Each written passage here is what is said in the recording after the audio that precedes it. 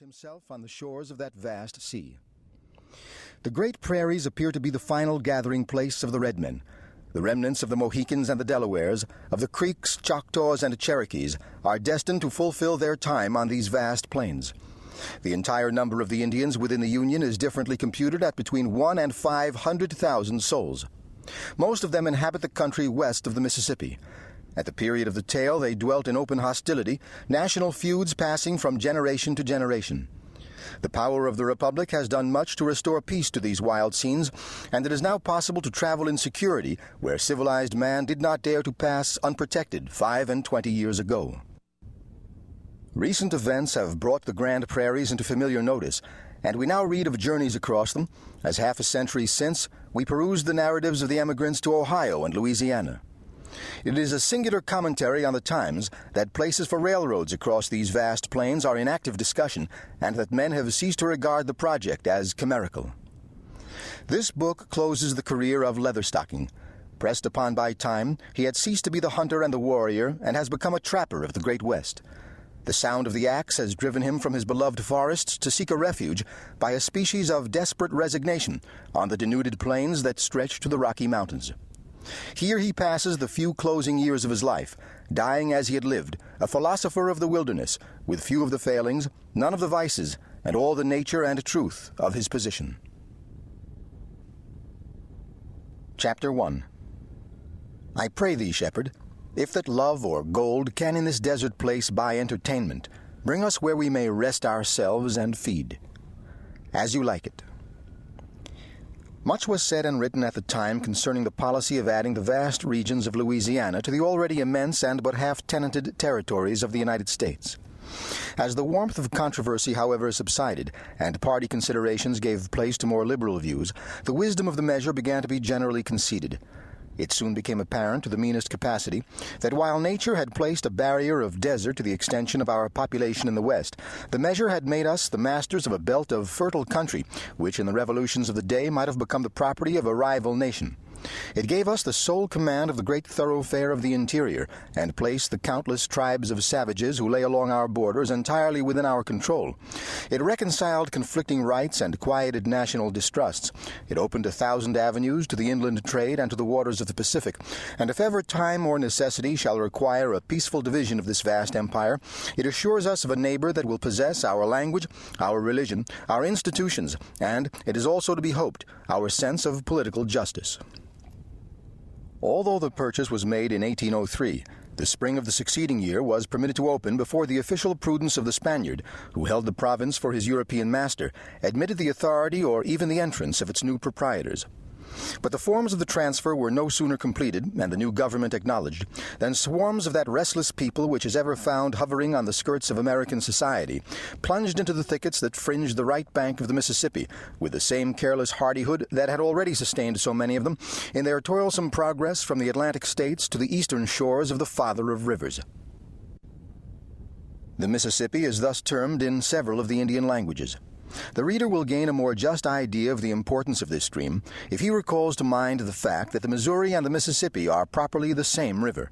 Their united lengths cannot be greatly short of 4,000 miles. Time was necessary to blend the numerous and affluent colonists of the lower province with their new compatriots, but the thinner and more humble population above was almost immediately swallowed in the vortex which attended the tide of instant emigration. The inroad from the east was a new and sudden outbreaking of a people who had endured a momentary restraint after having been rendered nearly resistless by success. The toils and hazards of former undertakings were forgotten as these endless and unexplored regions, with all their fancied as well as real advantages, were laid open to their enterprise. The consequences were such as might easily have been anticipated from so tempting an offering, placed as it was before the eyes of a race long trained in adventure and nurtured in difficulties. Thousands of the elders of what were then called the New States broke up from the enjoyment of their hard-earned indulgences, and were to be seen leading long files of descendants, born and reared in the forests of Ohio and Kentucky, deeper into the land in quest of that which might be termed, without the aid of poetry, their natural and more congenial atmosphere. The distinguished and resolute forester who first penetrated the wilds of the latter state was of the number.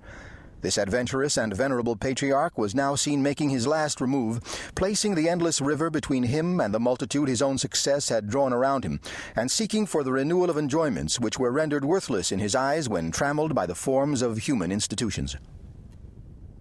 Colonel Boone, the patriarch of Kentucky. This venerable and hardy pioneer of civilization emigrated to an estate 300 miles west of the Mississippi in his 92nd year because he found a population of 10 to the square mile inconveniently crowded. In the pursuit of adventures such as these, men are ordinarily governed by their habits or deluded by their wishes. A few, led by the phantoms of hope and ambitious of sudden affluence, sought the mines of the virgin territory. But by far the greater portion of the emigrants were satisfied to establish themselves along the margins of the larger watercourses, content with the rich returns that the generous alluvial bottoms of the rivers never failed to bestow on the most desultory industry. In this manner were communities formed with magical rapidity, and most of those who witnessed the purchase of the empty empire have lived to see already a populous and sovereign state parceled from its inhabitants and received into the bosom of the national union on terms of political equality. The incidents and scenes which are connected with this legend occurred in the earliest periods of the enterprises which have led to so great and so speedy a result. The harvest of the first year of our possession had long been past, and the fading foliage of a few scattered trees was already beginning to exhibit the hues and tints of autumn, when a train of wagons issued from the bed of a dry rivulet to pursue its course across the undulating surface of what in the language of the country of which we write is called a rolling prairie. The vehicles loaded with household goods and implements of husbandry, the few straggling sheep and cattle that were herded in the rear, and the rugged appearance and careless mien of the sturdy men who loitered at the sides of the lingering teams, united to announce a band of emigrants seeking for the El Dorado of the West. Contrary to the usual practice of the men of their caste, this party had left the fertile bottoms of the low country and had found its way, by means only known to such adventurers, across glen and torrent, over deep morasses and arid wastes, to a point far beyond the usual limits of civilized habitations. In their front were stretched those broad plains which extend with so little diversity of character to the bases of the Rocky Mountains, and many long and dreary miles in their rear foamed the swift and turbid waters of La Platte. The appearance of such a train in that bleak and solitary place was rendered the more remarkable by the fact that the surrounding country offered so little that was tempting to the cupidity of speculation, and, if possible, still less that was flattering to the hopes of an ordinary settler of new lands.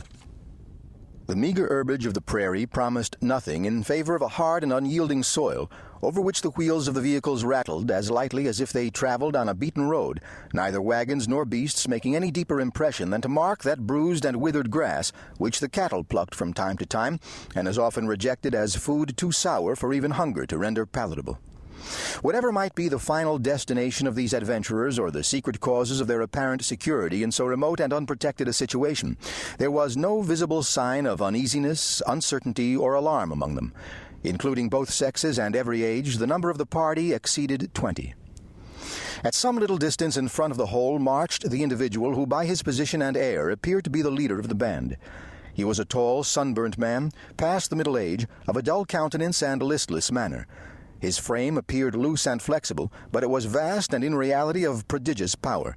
It was only at moments, however, as some slight impediment opposed itself to his loitering progress, that his person, which in its ordinary gait seemed so lounging and nerveless, displayed any of those energies which lay latent in his system, like the slumbering and unwieldy but terrible strength of the elephant. The inferior lineaments of his countenance were coarse, extended, and vacant, while the superior, or those nobler parts which are thought to affect the intellectual being, were low, receding, and mean.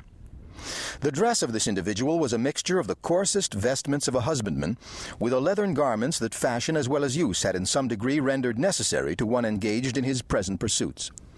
There was, however, a singular and wild display of prodigal and ill-judged ornaments blended with his motley attire. In place of the usual deerskin belt, he wore around his body a tarnished silken sash of the most gaudy colors. The buckhorn haft of his knife was profusely decorated with plates of silver. The marten's fur of his cap was of a fineness and shadowing that a queen might covet.